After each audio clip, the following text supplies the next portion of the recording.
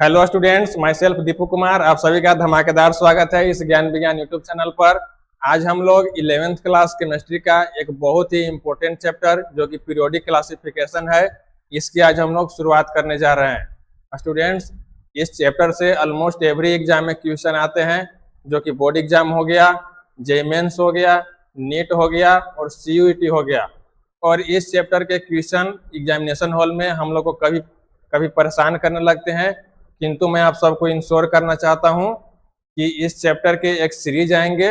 उस सीरीज के सारे लेक्चर जब आप लोग अटेंड कर लेंगे तो इसके क्वेश्चन आप लोग इजीली सोल्व कर पाएंगे। तो चलिए चलते हैं हम लोग अपने लेक्चर की ओर। स्टूडेंट्स, इस चैप्टर में हम लोग ये समझेंगे कि पीरियोडिक क्लासिफिकेशन हम लोग क्यों पढ़ते हैं, पीरियोडिक टेबल क्यों आया, पीरियोडिक टेबल का डेवलपमेंट कैसे हुआ है। सो स्टूडेंट्स, पहले एलिमेंट्स के संख्या बहुत ही कम थे, तो इस कारण से उस समय साइंटिस्ट उन सारे एलिमेंट्स को इंडिविजुअली इजीली स्टडी कर लेते थे। किंतु जैसे जैसे साइंस का डेवलपमेंट होता गया, उसी तरह से नए नए एलिमेंट्स का भी डिस्कवरी हुआ और इस वजह से नंबर ऑफ एलिमेंट्स भी बढ़ने लगे। तो जब बहुत सारे एलिमेंट्स हो गए तो उन सारे एलिमेंट्स को एक सिस्टमेटिक वे में स्टडी करने में सारे साइंटिस्ट को काफ़ी डिफिकल्टी होने लगी। तो उस समय साइंटिस्ट लोगों ने उन सारे एलिमेंट्स को एक सिमिलर प्रॉपर्टीज के अकॉर्डिंग एक डिफरेंट वे में क्लासिफाई करने का प्रयास किए। जैसे कि आप लोग इस इमेज में देख सकते हैं कि इस बॉक्स में बहुत सारे बुक्स रैंडमली रखे हुए हैं, जो कि डिफरेंट सब्जेक्ट के हैं, डिफरेंट टॉपिक्स के हैं और डिफरेंट सेक्शन के हैं। और इन सारे बुक्स को हम लोग एक सिस्टमेटिक वे में स्टडी करना चाहेंगे तो हम लोग को काफ़ी डिफिकल्टी महसूस होगी। किंतु इस बॉक्स में आप लोग देख रहे हैं कि सारे बुक्स एक डिफरेंट वे में अरेंज्ड हैं, जो कि सब्जेक्ट वाइज हैं, सेक्शन वाइज हैं, टॉपिक वाइज हैं। आप लोग ये मान सकते हैं कि इस ग्रुप में सारे फिजिक्स के बुक हैं, इस ग्रुप में सारे केमिस्ट्री के हैं और इसमें बायोलॉजी हैं और इसमें मैथमेटिक्स हैं।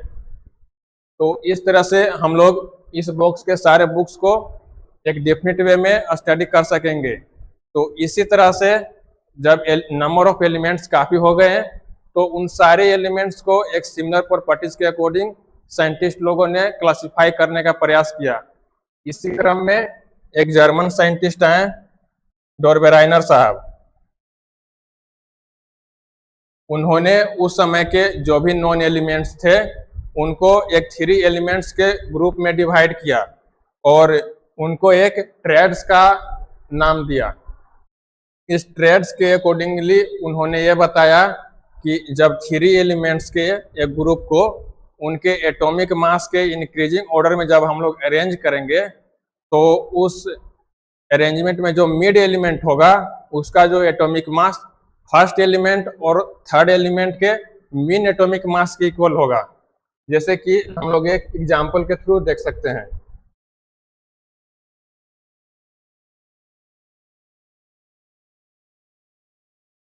एक हम लोग एलिमेंट्स लेंगे, लिथियम और सोडियम और पोटेशियम। यहाँ पर लिथियम का एटॉमिक मास 7 होगा, सोडियम का 23 और पोटेशियम का 39। सो डोरबेराइनर साहब ने ट्रेड्स के कंसेप्ट में यह बताया कि जो मिड एलिमेंट का एटॉमिक मास होगा वो फर्स्ट एलिमेंट के एटॉमिक मास और थर्ड एलिमेंट के एटॉमिक मास के मीन के इक्वल होगा, जो कि हम लोग यहाँ देख सकते हैं। एटॉमिक मास ऑफ सोडियम जो होगा वो mean atomic mass of lithium और पोटेशियम के इक्वल होगा। हम लोग वैल्यू पुट करके देखेंगे। 7 + 39 डिवाइडेड बाई 2, 46/2, 23 आया, जो कि दोनों सिमिलर वैल्यू हैं। तो इसी तरह से डोरबेराइनर साहब के ट्रेड्स के अकॉर्डिंगली ये उन्होंने बताया कि हम लोग 3 एलिमेंट्स लेंगे जिनका एटॉमिक मास इंक्रीजिंग ऑर्डर में रहेगा, ये इंक्रीजिंग ऑर्डर में है, और जो मिड एलिमेंट होगा, ये जो मिड एलिमेंट है इसका जो एटॉमिक मास होगा वो फर्स्ट एलिमेंट के एटॉमिक मास और लास्ट एलिमेंट के एटॉमिक मास के मीन के इक्वल होगा। एक अनदर एग्जांपल के थ्रू भी हम लोग समझेंगे।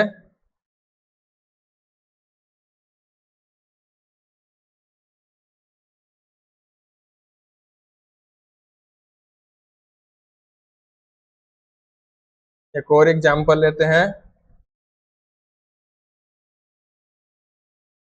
Chlorine,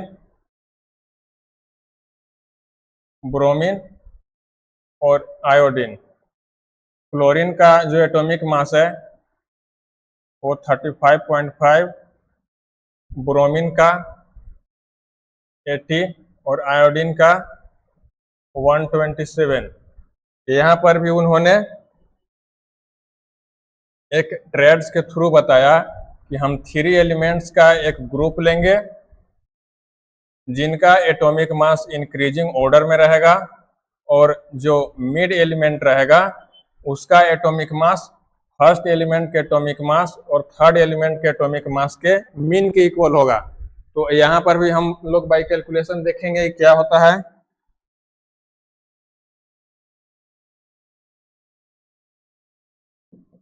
atomic mass of bromine होगा mean atomic mass of chlorine plus iodine के इक्वल होगा। वैल्यू पुट करके देखेंगे, 35.5 प्लस 127 डिवाइडेड बाई 2।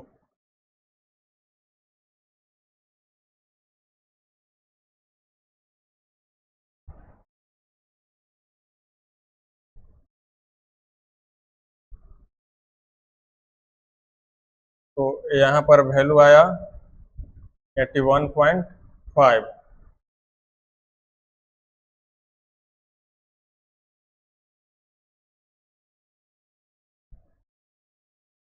जो कि बाय कैलकुलेशन जो एटॉमिक मास आया वो ब्रोमीन का रियल एटॉमिक मास के ऑलमोस्ट इक्वल आया।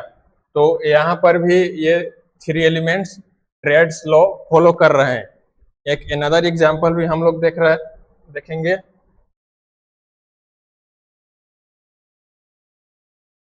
एक अनदर ग्रुप ऑफ एलिमेंट्स लेंगे, कैल्शियम, स्ट्रोंटियम और बेरियम। इसका एटॉमिक मास 40, 88, 137। तो यहाँ पर भी डोरबेराइनर साहब ने ट्रेड्स के अकॉर्डिंग यह बताया कि 3 एलिमेंट्स लेंगे, उनके एटॉमिक मास को इंक्रीजिंग ऑर्डर में रखेंगे। तो जो मिड एलिमेंट होगा उसका एटॉमिक मास फर्स्ट एलिमेंट के एटॉमिक मास और थर्ड एलिमेंट के एटॉमिक मास के मीन के इक्वल होगा। तो यहाँ पर भी हम लोग बाय कैलकुलेशन देखेंगे कि एटॉमिक मास ऑफ स्ट्रोंटियम जो होगा mean atomic mass of calcium plus barium के इक्वल होगा। वैल्यू पुट करेंगे, 40 plus 137 divided by 2, 177 divided by 2,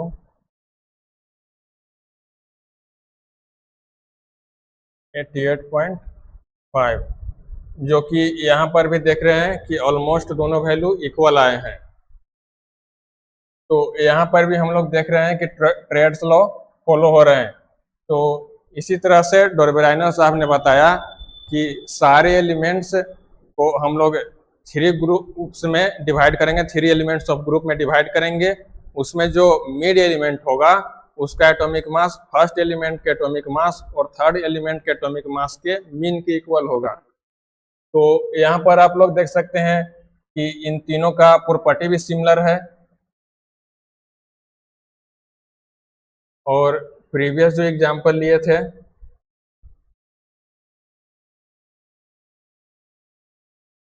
lithium, sodium और पोटेशियम, इन तीनों का भी केमिकल प्रॉपर्टी ऑलमोस्ट सेम है। और एक और अनदर एग्जांपल लिए थे कैल्शियम, सॉरी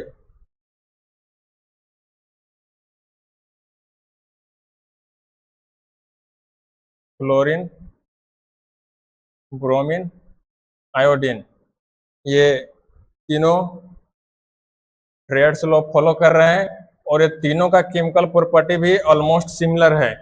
तो डॉर्बेराइनर साहब ने ट्रेड्स के अकॉर्डिंग यही समझाने का प्रयास किया, किंतु इस जो ट्रेड्स लॉ है इसमें सारे एलिमेंट्स इंक्लूड नहीं हो पाए। इनके कुछ डिमेरिट्स भी रह गए थे, जो कि हम लोग देख सकते हैं कि जो उस समय नॉन एलिमेंट थे गोल्ड, एयू, जो एयू गोल्ड थे उस समय, वो इस ट्रेड्स में कहीं पर भी फिट नहीं बैठ पाए। डॉर्बेराइनर साहब ने गोल्ड को इसमें कहीं भी प्लेस नहीं कर पाए, तो ये एक डिमेरिट हो गया। इसको नए ट्रेड्स में कहीं भी प्लेस दे पाए थे। और यहाँ पर भी आप लोग देख सकते हैं कि ये एक ट्रेड्स फॉलो करते हैं क्लोरीन, ब्रोमीन और आयोडीन। इन तीनों का प्रॉपर्टी भी सेम है, किंतु फ्लोरीन एक एलिमेंट है वो भी सेम प्रॉपर्टी का है, किंतु जब फ्लोरीन आ जाता है, फ्लोरीन को हम लोग यहाँ पर इंक्लूड करेंगे तो कोई भी ट्रेड्स फॉलो नहीं करेगा।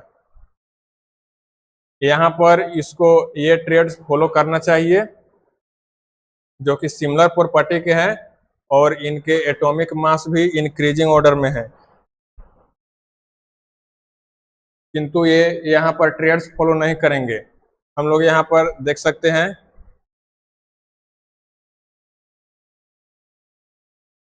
फ्लोरीन है, फ्लोरीन है, ब्रोमीन है। यहाँ पर इसका एटॉमिक मास का वैल्यू रखेंगे 19, 35.5, 80। और यहाँ पर जो एटॉमिक मास ऑफ क्लोरीन जो होना चाहिए वो mean atomic mass of chlorine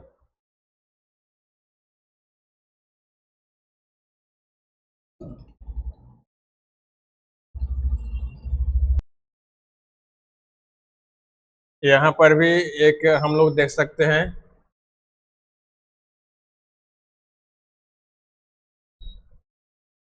कि 3 एलिमेंट्स हैं क्लोरीन, ब्रोमीन और आयोडीन।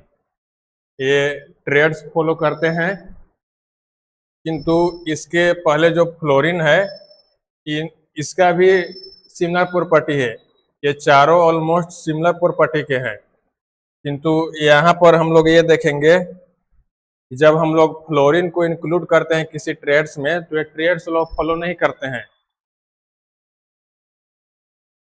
ये तीनों है फ्लोरीन, क्लोरीन और ब्रोमीन, ये तीनों एलिमेंट इंक्रीजिंग एटॉमिक मास के ऑर्डर में है, किंतु यहाँ पर ये तीनों एलिमेंट ट्रेड्स लॉ फॉलो नहीं कर रहे हैं। यहाँ पर हम लोग देखेंगे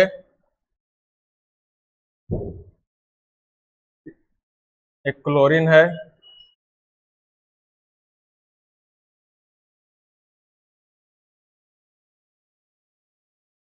क्लोरीन है, क्लोरीन है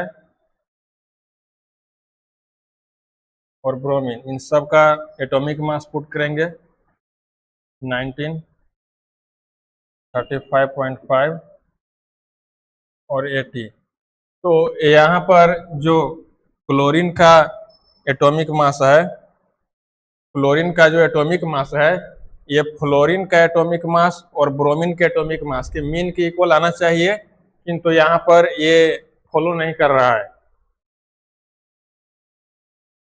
यहाँ पर हम लोग एटॉमिक मास ऑफ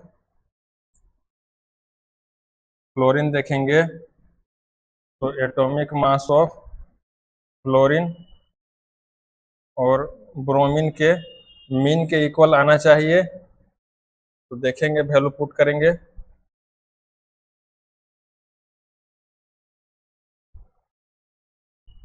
सॉरी,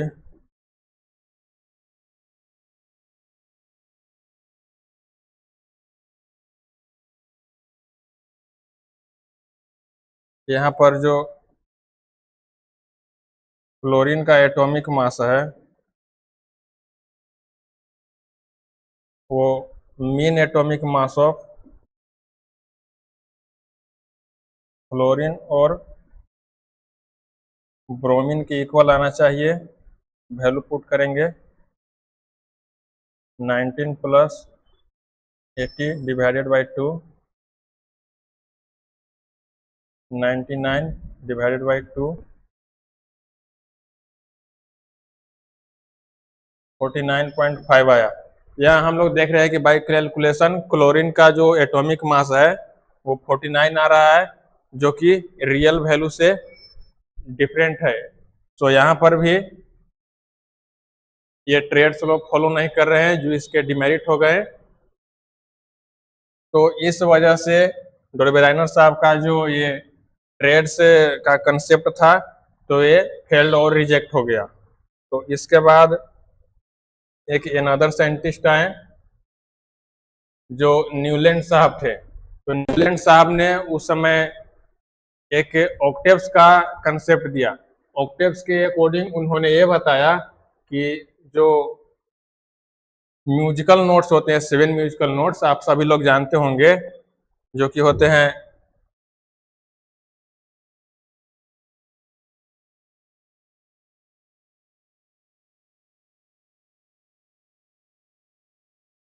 सा, रे, गा, मा, पा, धा,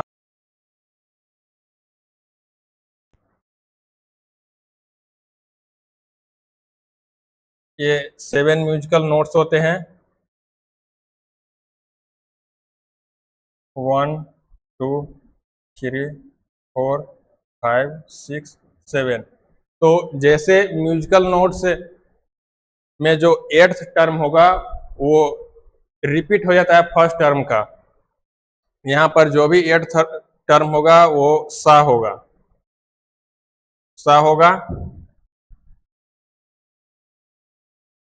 वो फर्स्ट टर्म का रिपीट हो गया। और यहाँ पर जो 9th टर्म होगा वो सेकेंड टर्म का रिपीट हो जाएगा। यहाँ पर रे सेकेंड टर्म का रिपीट हो गया। तो इसी के अकॉर्डिंगली उन्होंने ये बताया कि जो एलिमेंट्स थे उनको हम लोग एक उनके एटॉमिक मास के इंक्रीजिंग ऑर्डर में हम लोग अरेंज करेंगे। तो जो 8th एलिमेंट आएगा वो फर्स्ट एलिमेंट के ऑलमोस्ट सिमिलर प्रॉपर्टी होल्ड करेगा, और जो 9th एलिमेंट आएगा वो सेकेंड एलिमेंट के सिमिलर प्रॉपर्टी होल्ड करेगा। यहाँ पर हम लोग देख सकते हैं कि लिथियम का जो 8th एलिमेंट होगा वो सोडियम होगा, जो कि सिमिलर प्रॉपर्टी होल्ड करता है। बेरिलियम का जो 8th एलिमेंट होगा वो मैग्नीशियम होगा, ये भी ऑलमोस्ट सिमिलर प्रॉपर्टी होल्ड करता है। तो हम लोग इस तरह से देख रहे हैं कि ये उन्होंने एक ऑक्टेव्स का एक टेबल दिया। इस टेबल में उन्होंने ये बताया कि जो भी 7th एलिमेंट 8th एलिमेंट होगा वो फर्स्ट एलिमेंट के ऑलमोस्ट सिमिलर प्रॉपर्टी होल्ड करेगा। तो यहाँ पर हम लोग देख सकते हैं कि lithium, sodium, potassium similar group में आते हैं। बेरिलियम का जो 8th एलिमेंट होगा वो मैग्नीशियम होगा, जो कि एक सेम ग्रुप में है। मैग्नीशियम का जो 8th एलिमेंट होगा वो कैल्शियम होगा, वो सेम ग्रुप में है और सिमिलर प्रॉपर्टी भी होल्ड करते हैं। तो इनके कुछ ड्रॉबैक्स भी निकल गए, जो कि है कि ये जो ऑक्टेव्स का कंसेप्ट दिए न्यूलैंड साहब ने, तो ये सिर्फ लाइटर एलिमेंट के लिए एप्लीकेबल थे और वो सिर्फ कैल्शियम तक ही ये एप्लीकेबल हो पाए, ये हैवियर एलिमेंट के लिए एप्लीकेबल नहीं हो पाए और अप टू इसके जो कैल्शियम के जो बाद में जो एलिमेंट है उनके लिए भी ये एप्लीकेबल नहीं हो पाए। इसमें कुछ एडिशनल पॉइंट भी हम लोग देखेंगे कि न्यूलैंड साहब जो उन्होंने है तो फर्स्ट बार पीरियोडिसिटी टर्म का जो कंसेप्ट दिया कि पीरियोडिसिटी जो है, तो इसको फर्स्ट टाइम न्यूलैंड साहब ही उसको कंसेप्चुअलाइज किए और उन्होंने ये भी बताया कि जो एलिमेंट का एटॉमिक मास जो है इंक्रीजिंग ऑर्डर में जब हम अरेंज करेंगे तो सिमिलर प्रॉपर्टी रिपीट्स होते हैं, ये भी उन्होंने फर्स्ट टाइम न्यूलैंड साहब ही बताए। तो इसके कुछ डिमेरिट के कारण इस थ्योरी को भी रिजेक्ट कर दिया गया। इसके बाद अनदर साइंटिस्ट आए,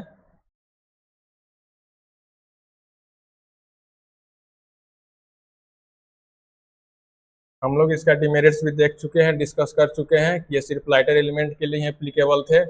और जब नोबेल गैस का भी डिस्कवरी हुआ तो ये भी ऑक्टेव्स लॉ फॉलो नहीं हो पा रहे थे। जैसे कि हम लोग यहाँ पर देख सकते हैं कि फ्लोरीन के बाद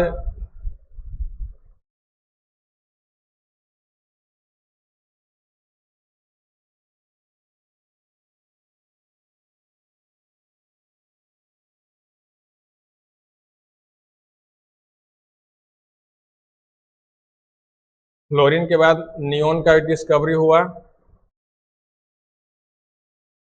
क्लोरीन के बाद आर्गन का डिस्कवरी हुआ। तो यहाँ पर लिथियम का जो एर्थ एलिमेंट हो गया वो नियोन हो गया। तो नियोन और लिथियम सिमिलर प्रॉपर्टी होल्ड नहीं करते हैं और यहाँ पर भी जो आर्गन हुआ वो आर्गन भी सोडियम का या पोटेशियम का सिमिलर प्रॉपर्टी भी होल्ड नहीं करता है। तो इस कारण से जब नोबेल गैस का डिस्कवरी हुआ तो ये ऑक्टेव्स जो कंसेप्ट है ऑक्टेव्स लॉ का ये वैलिड नहीं रह गया। तो इस कारण से भी हम लोग इसको डिस्कार्ड कर दिए।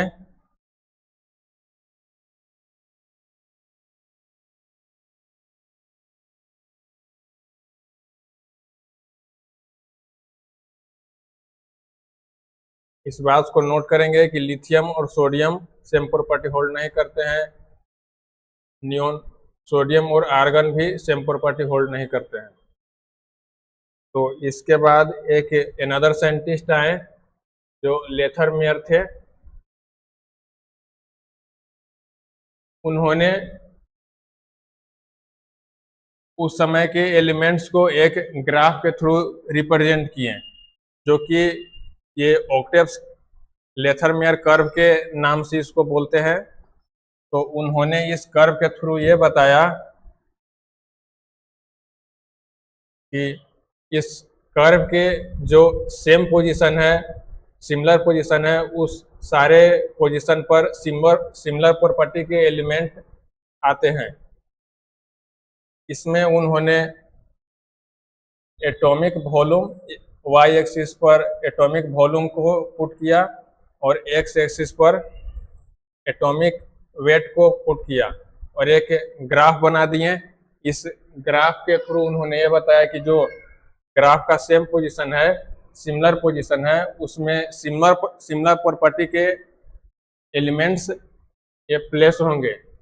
जैसे इस ग्राफ में हम लोग देख रहे हैं कि ये पीक पोजीशन है, ये भी पीक पोजीशन है, ये सारे पीक पोजीशन है। तो यहाँ पर सिमिलर प्रॉपर्टीज के एलिमेंट आएंगे और यहाँ पर हम लोग देख रहे हैं कि ये सारे हाईएस्ट वॉल्यूम भी हैं। तो उस समय देखा गया कि जो अल्कली मेटल्स थे उनका वॉल्यूम हाईएस्ट था, तो इस वजह से सारे जो पीक पोजीशन थे वो अल्कली मेटल्स को दिए गए।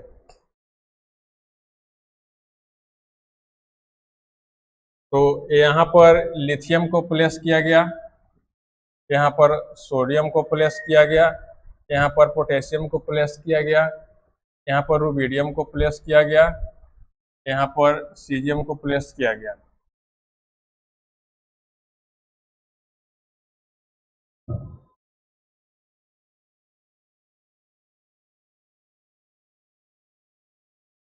यहाँ पर हम लोग एक अनदर पॉइंट देखेंगे कि जो अल्कलाइन अर्थ मेटल थे, मैग्नीशियम, कैल्शियम, स्ट्रोंटियम और बेरियम, ये अबाउट मिड पोजीशन होल्ड करते हैं इस कर्व का। जो इस कर्व का है वो मिड पोजीशन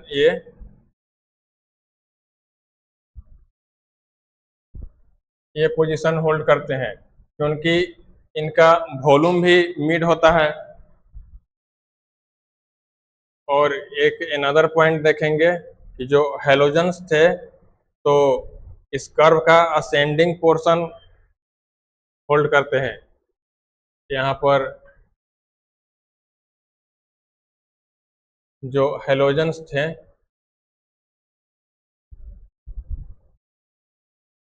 इस कर्व का असेंडिंग पोर्शन ये हो गया, इस कर्व का असेंडिंग पोर्शन ये हो गया, यहाँ पर ये हो गया और यहाँ पर ये हो गया। तो इस कर्व का असेंडिंग पोर्शन जो है वो हेलोजन ऑक्यूपाई करते हैं, क्योंकि इनका भी वॉल्यूम भी मिड होता है ऑलमोस्ट। और जो ट्रांजिशन एलिमेंट थे वो बॉटम मोस्ट पॉइंट होल्ड करते हैं। ये जो बॉटम मोस्ट पॉइंट हो गया, ये जो बॉटम मोस्ट पॉइंट हो गया, ये सारे ट्रांजिशन एलिमेंट यहाँ पर होल्ड करते हैं। यहाँ पर आप लोग इस पॉइंट को देख सकते हैं कि जो ट्रांजिशन एलिमेंट थे वो बॉटम मोस्ट पॉइंट या मिनिमा जो है इस कर्व का वो होल्ड करते हैं। और उन्होंने ये भी बताया कि जो एलिमेंट का फिजिकल प्रॉपर्टीज होता है वो एक पीरियोडिक फंक्शन होता है उनके एटॉमिक मास का। इसलिए उन्होंने इस कर्व को एक एटॉमिक वॉल्यूम और एटॉमिक मास के थ्रू एक ग्राफ में रिप्रेजेंट किए हैं।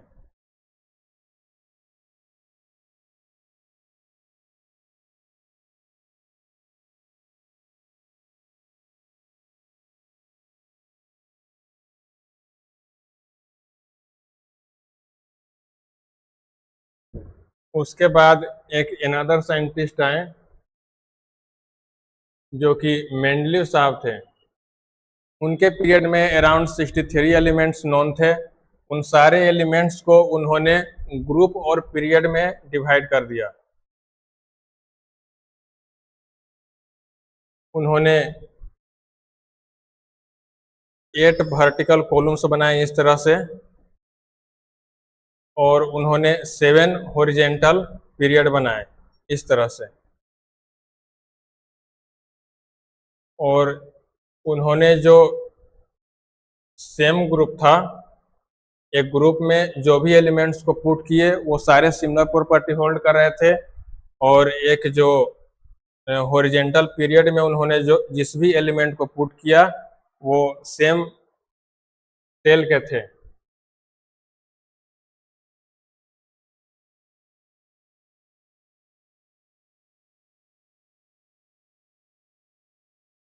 इसके बाद एक अनदर साइंटिस्ट आए जो मेंडलीव साहब थे। उनके पीरियड में अराउंड 63 एलिमेंट्स नोन थे। तो उन्होंने उन सारे एलिमेंट्स को एक इंक्रीजिंग एटॉमिक वेट के ऑर्डर में अरेंज किए, जो टेबुलर फॉर्म में था। इसमें उन्होंने 8 वर्टिकल कॉलम बनाए, जो कि इस तरह से वर्टिकल कॉलम थे। और उन्होंने 7 हॉरिजेंटल रो बनाए, इस तरह से 7 हॉरिजेंटल रो थे। तो उन्होंने इस सिमिलर प्रॉपर्टी के जो एलिमेंट थे वो सेम वर्टिकल कॉलम ऑक्यूपाई कर रहे थे। इट मीन्स जो एक वर्टिकल कॉलम थे, तो इस कॉलम में जो भी एलिमेंट्स को जो पोजीशन दिए वो सारे एलिमेंट्स का जो प्रॉपर्टी था वो सेम था।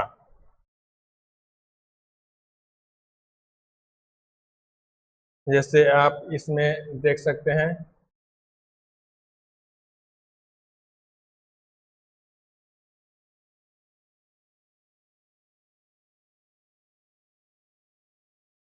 इस तरह का उन्होंने एक टेबल बनाया था।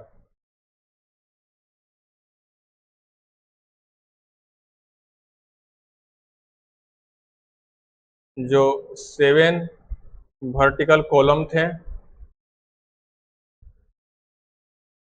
ये क्लियरली विजिबल नहीं होंगे।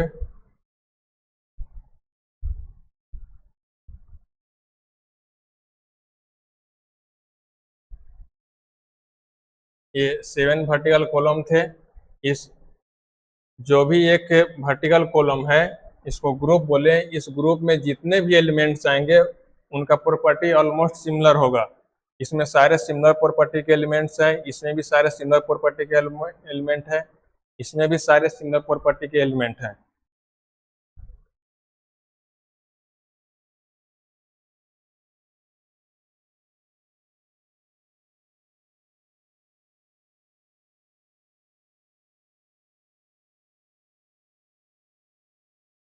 तो इसमें कुछ इंपॉर्टेंट पॉइंट्स को देखेंगे कि ऑल 63 एलिमेंट्स जो थे वो सारे इसमें अरेंज हो गए थे। जो भी 63 एलिमेंट्स उस समय नॉन थे वो सारे इस टेबुलर फॉर्म में अरेंज हो गए थे। और उन्होंने ये भी बताया कि जो उस समय एलिमेंट्स थे उनके जो पीरियोडिक प्रॉपर्टीज जो हैं,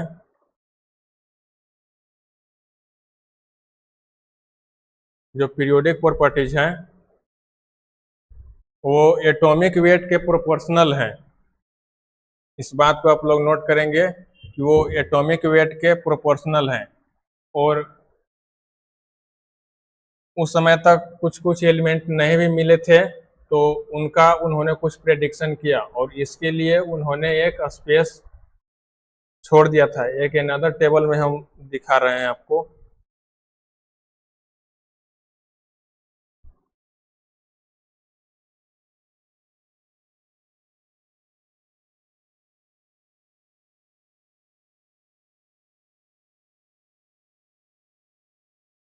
इस टेबल में आप लोग देख रहे हैं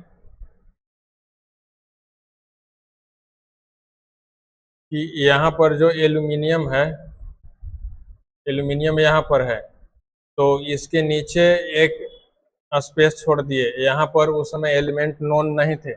और यहाँ पर जो सिलिकॉन है, तो इसके नीचे जो एलिमेंट है, यहाँ भी उस समय एलिमेंट नोन नहीं थे, इसकी डिस्कवरी नहीं हुई थी।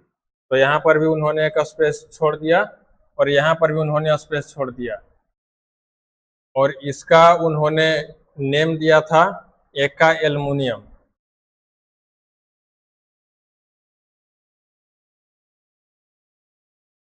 एका एल्युमिनियम। और यहाँ जो उन्होंने स्पेस दिए थे उसका उन्होंने नाम दिया एका सिलिकॉन।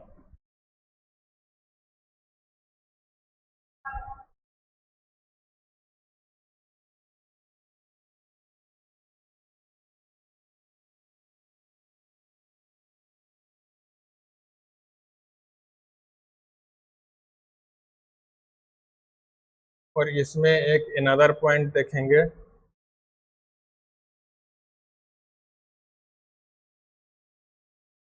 कि उस समय जो अनडिस्कवर्ड एलिमेंट का एक कुछ प्रिडिक्शन भी किए थे, उनके केमिकल प्रॉपर्टी और एटॉमिक मास, इन सब का उन्होंने कुछ प्रिडिक्शन भी किए थे जो कि अनडिस्कवर्ड थे। वो बाद में जब डिस्कवर्ड हुए तो वो भी ऑलमोस्ट करेक्ट ही निकले। उन्होंने ये भी बताया कि जो फिजिकल एंड केमिकल प्रॉपर्टीज होते हैं एलिमेंट के, वो पीरियोडिक फंक्शन होते हैं।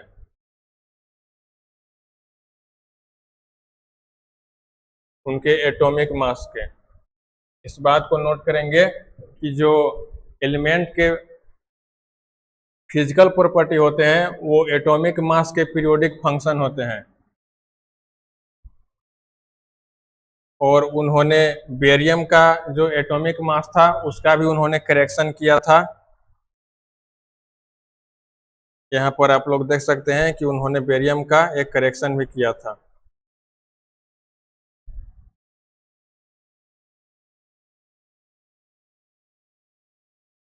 उन्होंने जो एका एल्यूमिनियम जो प्रिडिक्शन किए थे, एल्युमिनियम के नीचे वाले जो स्पेस थे उनका जो प्रिडिक्शन किए थे एका एल्यूमिनियम, उनका जब डिस्कवरी हुआ तो गैलियम उसका नाम दिया गया।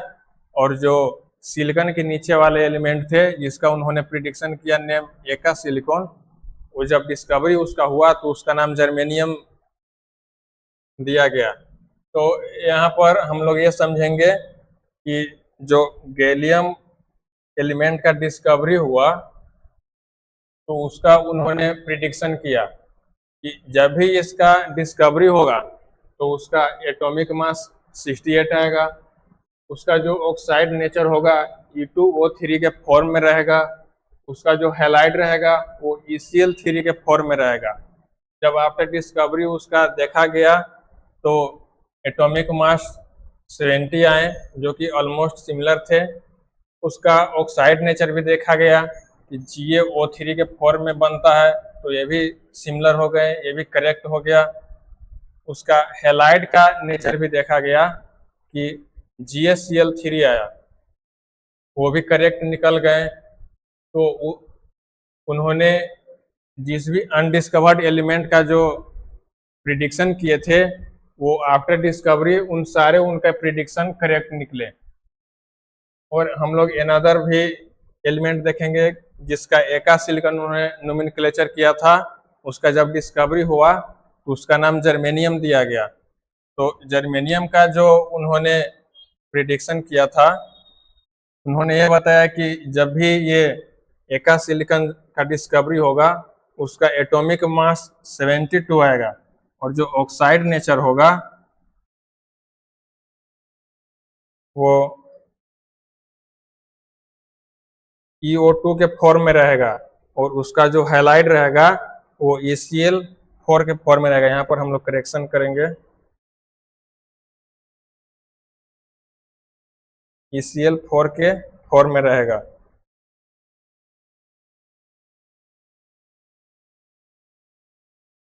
तो जब भी जर्मेनियम का डिस्कवरी हुआ तो आफ्टर डिस्कवरी देखा गया कि जर्मेनियम का जो एटॉमिक मास है वो 72.6 आया। जो ऑक्साइड नेचर है तो उसका GeO2 के फॉर्म में आया, उसका हैलाइड नेचर है वो GeCl के फॉर्म में आया, जो कि ये सारे प्रिडिक्शन करेक्ट निकले।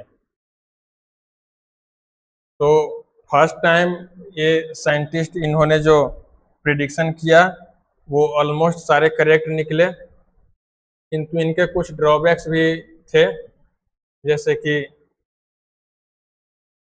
हाइड्रोजन का भी फिक्सेशन नहीं किया जा सका उस समय, और इस ऑर्डर में जो उन्होंने एलिमेंट्स को अरेंज किया था वो रेगुलर ट्रेंड नहीं फॉलो कर रहे थे। कभी कभी यहाँ पर आप लोग देख सकते हैं उन्होंने ये कहा कि रेगुलर ट्रेंड फॉलो नहीं कर रहे हैं, उनका जो एटॉमिक मास का इंक्रीजिंग ऑर्डर में जो अरेंज किए थे वो ये रेगुलर ट्रेंड फॉलो नहीं कर रहे थे। तो हम लोग देखेंगे कि कहाँ पर ये फॉलो नहीं कर रहा है। हम लोग यहाँ पर देखेंगे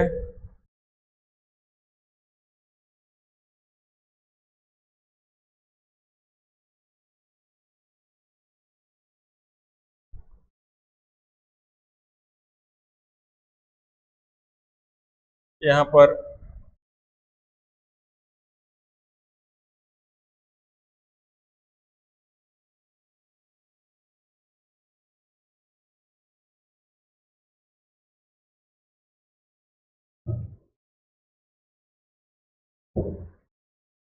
पर हम लोग देखेंगे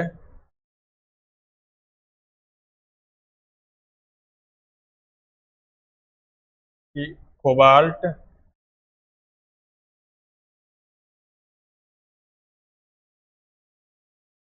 यहाँ पर जो कोबाल्ट है वो निकेल से पहले प्लेस हो गया है।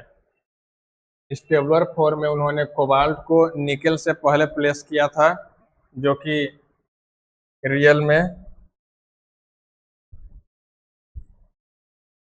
निकेल का एटॉमिक मास ग्रेटर होता है कोबाल्ट से, तो यहाँ पर भी इनकरेक्ट पोजीशन दे दिए, इस कारण से भी ये डिमेरिट काउंट हो गया।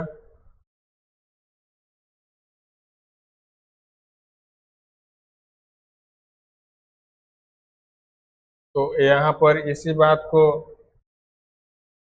देखा गया है कि रेगुलर ट्रेंड फॉलो नहीं कर रहे थे, उनके एटॉमिक मास की इंक्रीजिंग ऑर्डर में जो भी अरेंज किए थे वो रेगुलर ट्रेंड फॉलो नहीं कर रहे थे, और आइसोटॉप्स को भी एक फिक्स पोजीशन भी नहीं दे पाए, जो कि हम लोग देखेंगे इसमें। उन्होंने एटॉमिक मास के इंक्रीजिंग ऑर्डर में इस टेबल को फ्रेम किया था, तो यहाँ पर भी हम लोग देखेंगे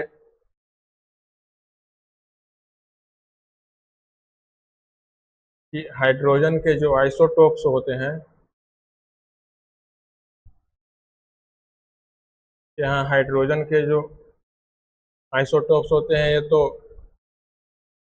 H1 है, H1 को यहाँ पर प्लेस किए हैं, किंतु एक H2 भी होता है और एक H3 भी होता है, तो ये तीनों आइसोटोप्स को भी यहाँ पर इस टेबल में एक प्रॉपर वे में अरेंज नहीं कर पाए, तो ये भी ड्रॉबैक में काउंट हो गया।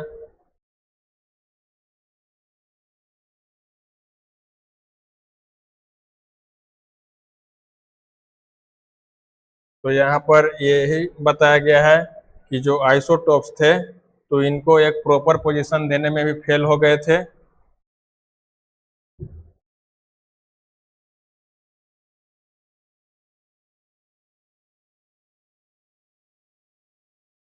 और जो डिसिमिलर प्रॉपर्टी के जो एलिमेंट थे उनको एक सिमिलर पोजीशन में ही प्लेस कर दिए, जो कि सोडियम, पोटेशियम, रुबिडियम तो सिमिलर प्रॉपर्टी होल्ड करते हैं, किंतु इन्हीं के ग्रुप में उन्होंने कॉपर और सिल्वर को भी प्लेस कर दिया। हम लोग इस टेबल में देखेंगे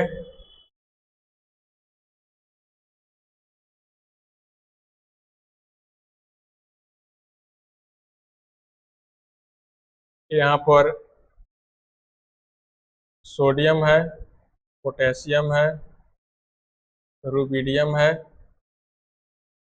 इन सारे फर्स्ट ग्रुप में यहाँ पर कॉपर भी प्लेस कर दिए, यहाँ पर सिल्वर भी प्लेस कर दिए, यहाँ पर गोल्ड भी प्लेस कर दिए, जो कि सोडियम, पोटेशियम, रुबिडियम, सीजियम के सिमिलर प्रॉपर्टी ये लोग होल्ड नहीं करते हैं, किंतु इन्हीं के ग्रुप में इस एलिमेंट को भी प्लेस कर दिए। सिमिलर प्रॉपर्टी के जो एलिमेंट थे वो ये सारे फॉलो नहीं कर रहे थे इसमें। और एक अनदर पॉइंट है कि सिमिलर प्रॉपर्टी के जो एलिमेंट थे उनको कहीं कहीं सेपरेट कर दिए थे, जो कि प्लेटिनम और गोल्ड सिमिलर प्रॉपर्टी के होते हैं, इनको अलग अलग पोजीशन मिल गया था इस टेबुलर फॉर्म में, उसको भी हम लोग देखेंगे।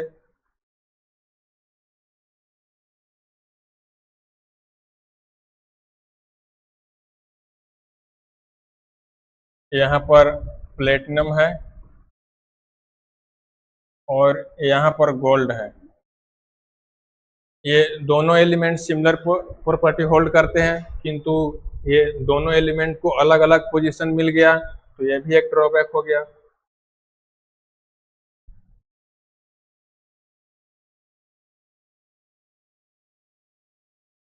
इस कारण से इस मेंडलीव पीरियोडिक क्लासिफिकेशन का जो टेबुलर फॉर्म था इसको भी डिस्कार्ड कर दिया गया। तो इसके बाद अनदर साइंटिस्ट आए, एक मोजले साहब थे, उन्होंने डिफरेंट टाइप के मेटल सरफेस पर हाई स्पीड इलेक्ट्रॉन से बम्बार्डमेंट किया, और जो एक्सरे निकला तो उसका उन्होंने एक स्टडी किया, यहाँ पर हम लोग देख सकते हैं कि हाई स्पीड इलेक्ट्रॉन से डिफरेंट सरफेस मेटल पर उन्होंने बम्बार्डमेंट किया था। तो उसके बाद उन्होंने जो स्टडी किया, उन्होंने ये बताया कि जो एक्सरे का फ्रीक्वेंसी आया, एक्सरे का जो फ्रीक्वेंसी आया और एटॉमिक नंबर,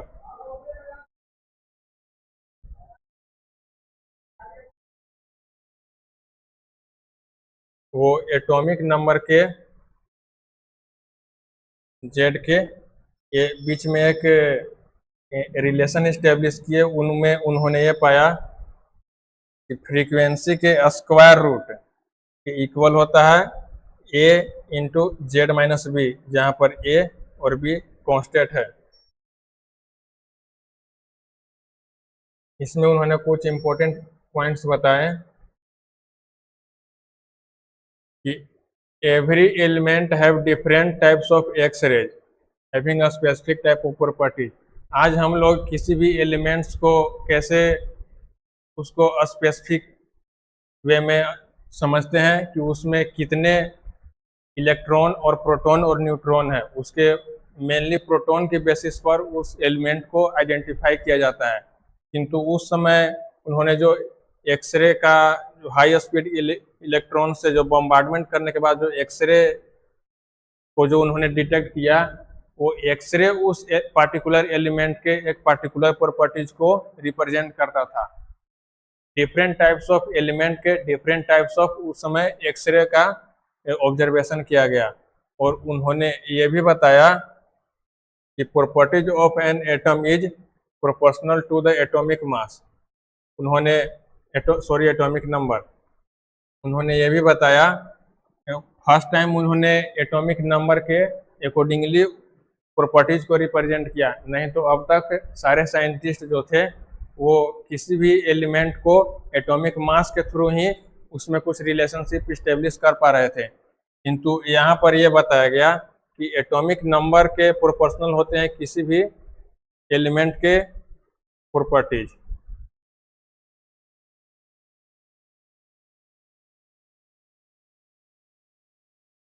और इसके बाद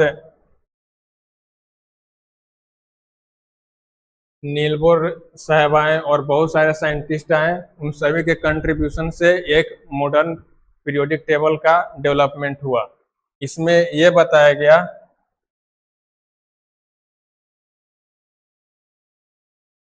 कि physical and chemical properties of an element are periodic function of their atomic number. इसमें एटॉमिक नंबर के बेस पर एलिमेंट्स के फिजिकल और केमिकल प्रॉपर्टीज को रिप्रेजेंट किया गया।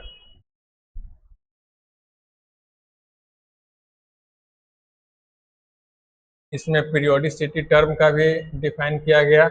इसमें यह बताया गया कि repetition of properties of an element after regular intervals when elements are arranged in order of increasing atomic number। इस मॉडर्न पीरियोडिक टेबल में ये बताया गया कि जो भी एलिमेंट्स थे तो उनके एटॉमिक नंबर के इंक्रीजिंग ऑर्डर में जब हम लोग अरेंज करेंगे तो एक फिक्स्ड इंटरवल के बाद एक सिमिलर प्रॉपर्टीज का रिपीटिशन होता है। और इसमें यह भी बताया गया कि periodic law is the कॉन्सेक्वेंस of periodic variation in electronic configuration. इसमें जो पीरियोडिक लॉ जो फॉलो कर रहा है वो एलिमेंट के इलेक्ट्रॉनिक कॉन्फ़िगरेशन के पीरियोडिक वेरिएशन है।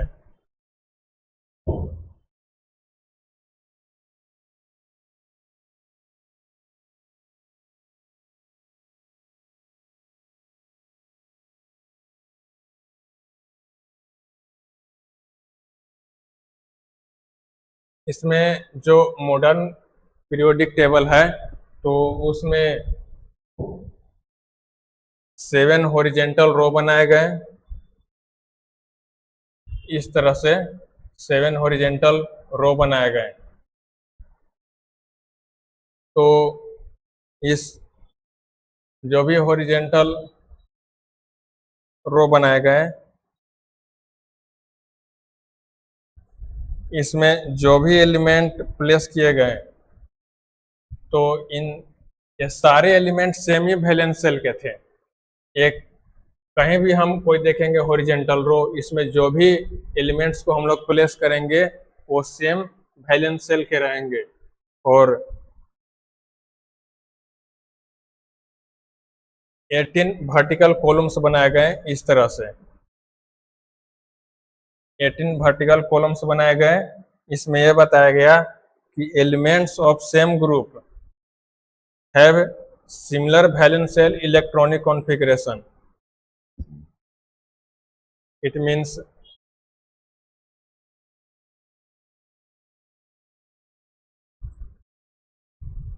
ये जो भी सेम ग्रुप होंगे, इस ग्रुप्स में, एक सेम ग्रुप्स में जितने भी एलिमेंट्स आएंगे, इनके वैलेंस सेल इलेक्ट्रॉनिक कॉन्फ़िगरेशन भी सेम आएंगे। जो भी वैलेंस सेल रहेंगे उसके इलेक्ट्रॉनिक कॉन्फ़िगरेशन हम लोग जो भी निकालेंगे वो सेम रहेंगे। आप लोग देख सकते हैं कि मॉडर्न पीरियोडिक टेबल इस तरह से बनाया गया।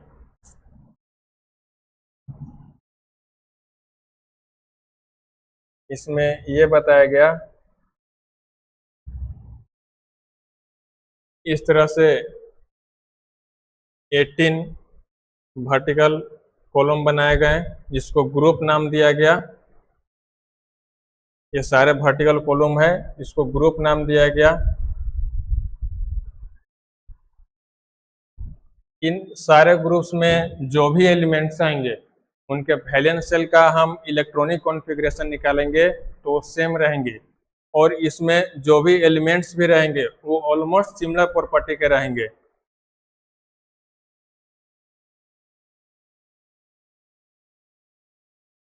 और इस तरह से 7 हॉरिजेंटल रो बनाए गए।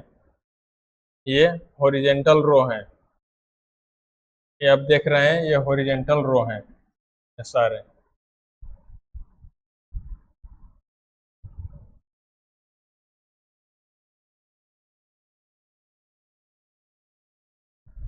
ये हॉरिजेंटल रो में जो भी एलिमेंट्स आएंगे ये सारे सेम सेल के होंगे। इसी बात को यहाँ पर बताया गया है।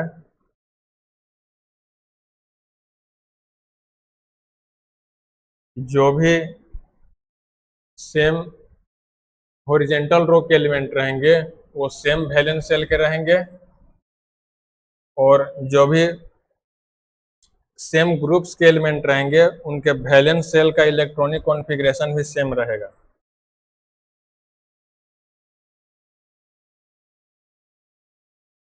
इस पीरियोडिक टेबल को 4 ब्लॉक में डिवाइड किया गया, जो कि एस ब्लॉक है, और एक पी ब्लॉक है, और एक डी ब्लॉक है, और एक एफ ब्लॉक है। यहाँ पर हम लोग देखेंगे इस पीरियोडिक टेबल में ये जो ब्लॉक है ये एस ब्लॉक है, और ये भी है एस ब्लॉक है। एस ब्लॉक में 2 ग्रुप्स रिप्रेजेंट किए गए हैं, ये फर्स्ट ग्रुप है और ये सेकंड ग्रुप है। ये दोनों एस ग्रुप के एलिमेंट्स हैं।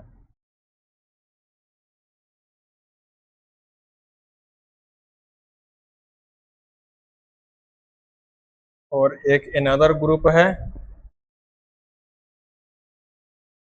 P block. पी ब्लॉक को हम लोग देखेंगे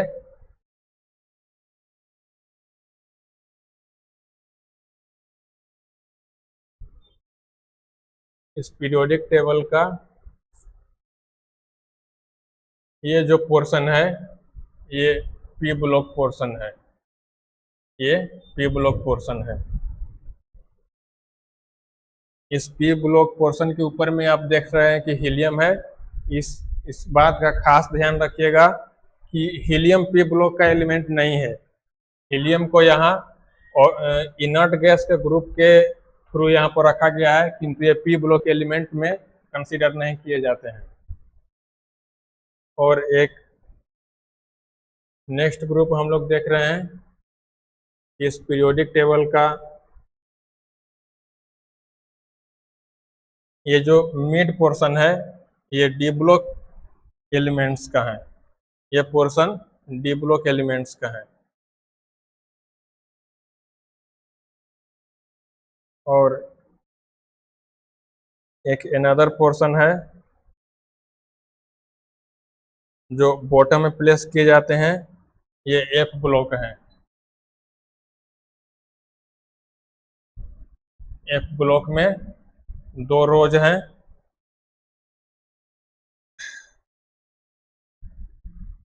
इसको लेंथेनाइट बोलते हैं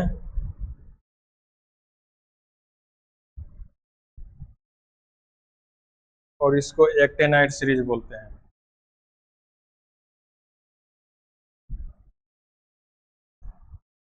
ये चारे ब्लॉक हम लोग इसमें देख लिए कि किसका कहाँ पर पोजीशन है। एक बार फिर से देख लेते हैं। ये एस ब्लॉक है, ये दोनों एस ब्लॉक एलिमेंट्स होते हैं।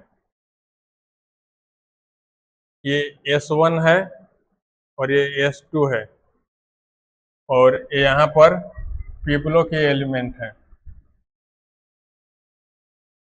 ब्लॉक के पॉइंट ऑफ व्यू से हीलियम जो है वो हीलियम एस ब्लॉक में ही आता है, क्योंकि इसके जो लास्ट इलेक्ट्रॉन है वो NS ऑर्बिटल में ही रहते हैं, इसलिए एस ब्लॉक का ही एलिमेंट कंसिडर किया जाता है। किंतु यहाँ पर इनर्ट गैस के ग्रुप यहाँ पर हम लोग प्लेस करते हैं, इसलिए यहाँ पर हीलियम को हम लोग प्रेजेंट कर देते हैं। और ये जो पोर्शन है इसको हम लोग डी ब्लॉक बोलते हैं, ये डी ब्लॉक है। और ये जो बॉटम मोस्ट सेक्शन है इसको हम लोग एफ ब्लॉक बोलते हैं।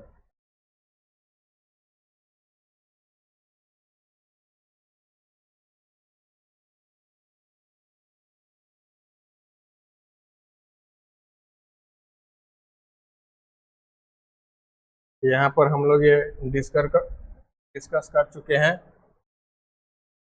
कि हीलियम जो है वो एस ब्लॉक एलिमेंट है, वो नोबेल गैस के ग्रुप वहाँ पर रखते हैं, इसलिए हम लोग वहाँ पर इसको रिप्रेजेंट कर दिए हैं। किंतु ये हीलियम जो है वो एस ब्लॉक से बिलोंग करता है। और हाइड्रोजन जो है, हाइड्रोजन को भी एक आउटसाइड ही रखा गया है, क्योंकि हाइड्रोजन का एक फिक्स पोजीशन नहीं दिया गया है। क्योंकि यहाँ पर हम लोग देख सकते हैं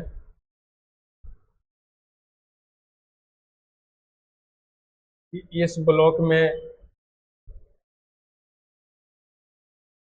ब्लॉक में जो भी एलिमेंट रहते हैं वो एक इलेक्ट्रॉन डोनेट करते हैं। यहाँ पर ये दोनों ग्रुप में इलेक्ट्रॉन डोनर एलिमेंट को हम लोग प्रेजेंट करते हैं। इस ब्लॉक के, इस ग्रुप के जो भी एलिमेंट होते हैं वो एक इलेक्ट्रॉन डोनेट करते हैं और इस ब्लॉक के जो भी एलिमेंट हैं वो 2 इलेक्ट्रॉन डोनेट करते हैं। किंतु हाइड्रोजन में ये टेंडेंस, और यहाँ पर हम लोग देख रहे हैं कि ये जो पी ब्लॉक है ये इलेक्ट्रॉन गेन करने वाले ब्लॉक हैं, ये 1 इलेक्ट्रॉन गेन करेंगे। यह इनर्ट ग्रुप नहीं होता है, इसमें इनर्ट ग्रुप नहीं होता है।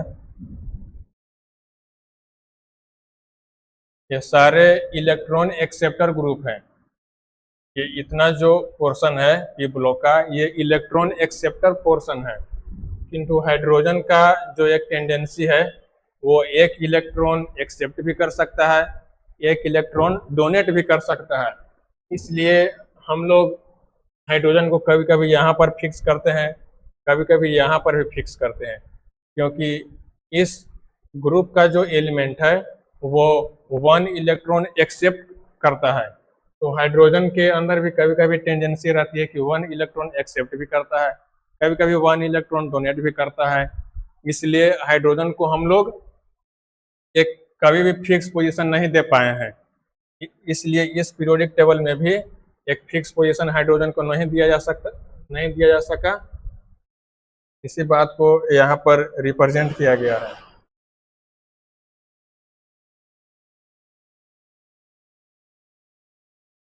इसी बात को यहाँ पर आप सब लोग नोट कर लेंगे कि hydrogen is placed outside the periodic table, दो it's last electron इंटर्स in S orbital. इसका लास्ट इलेक्ट्रॉन तो एस ऑर्बिटल में ही होता है, किंतु ये कभी इलेक्ट्रॉन एक्सेप्ट करता है, कभी डोनेट करता है। इस कारण से हम लोग इसका कोई फिक्स पोजीशन नहीं दे पाए।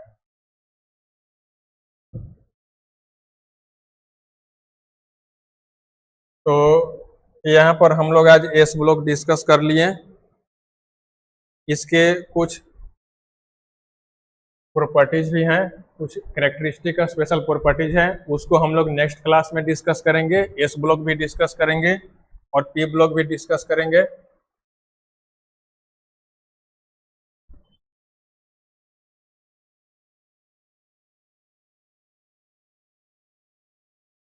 और जो भी रिमेनिंग ब्लॉक है, पी ब्लॉक, डी ब्लॉक और एफ ब्लॉक, नेक्स्ट सेशन में हम लोग डिस्कस करेंगे। ये जितने भी आज हम लोग डिस्कस किए, ये पॉसिबल इन सारे कंटेंट को आप लोग नोट कर लीजिएगा ठीक से। मिलते